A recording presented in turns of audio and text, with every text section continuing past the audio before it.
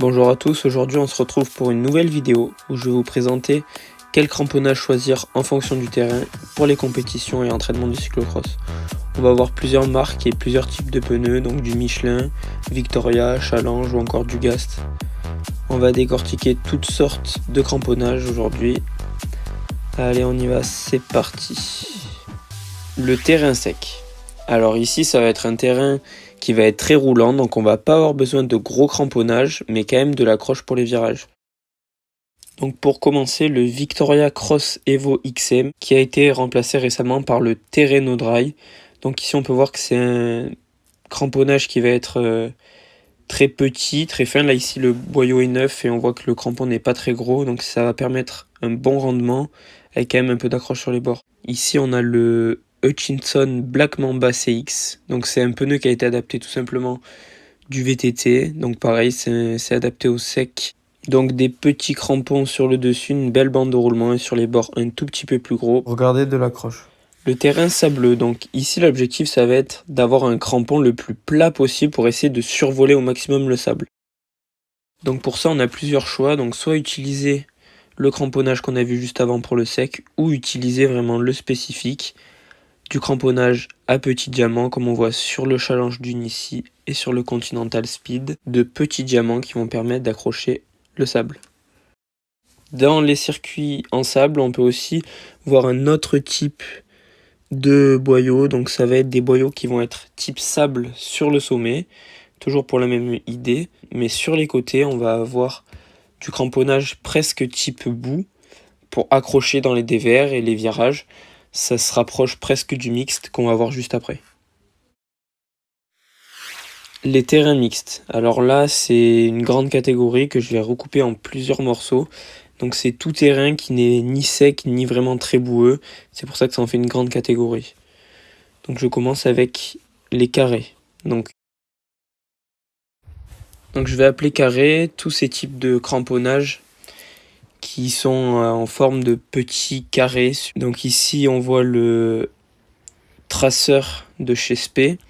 Donc voilà, on voit bien les carrés tout du long. Donc ça va être un cramponnage qui va être adapté à du sec, voire du humide. Mais dès qu'on va se basculer vers quelque chose d'un tout petit peu boueux, l'espacement entre les carrés va se remplir de boue, ce qui va réduire le grip. Donc moi je conseille ce cramponnage en type de carré sur un circuit sous bois ou très caillouteux, parce que en effet les carrés vont venir amortir le choc des cailloux et les impacts. Donc on voit un troisième pneu cette fois-ci, c'est le Schweb Racing Rafle HT. Donc ici plus récemment Schweb a créé un nouveau type de cramponnage, donc avec de petits points cette fois-ci. Donc c'est le X1 Byte et X1 All Around. Donc le premier avec de petits ronds peu espacés, plus typé sec, et le second avec de plus grands ronds, plus espacés, plus typé boue humide. Donc je les ai jamais testés, mais a priori ça fonctionne très bien. Toujours dans les mixtes, on passe à une deuxième catégorie, les flèches. Le plus connu est sûrement le Challenge Griffo qu'on voit juste ici.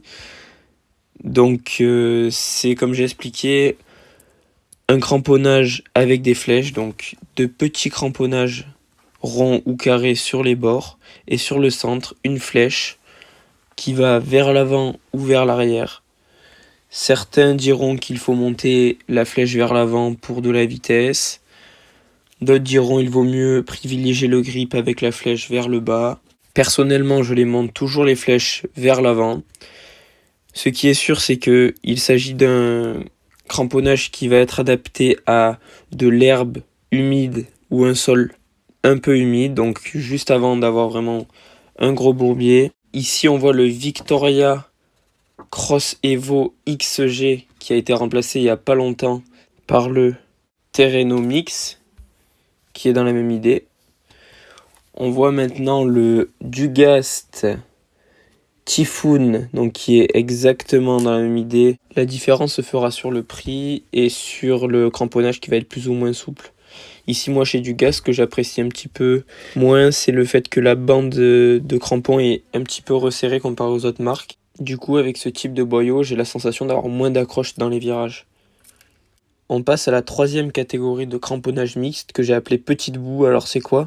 C'est du cramponnage type boue mais en réduit, tout simplement. Donc ici c'est le Michelin Mud 2, donc qui bénéficie d'une gomme très souple.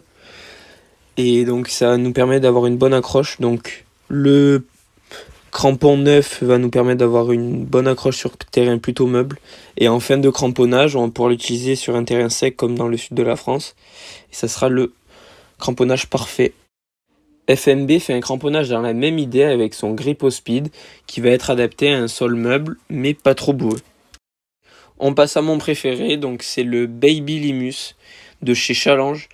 Donc là ça va être un cramponnage qui va être vraiment pour tout.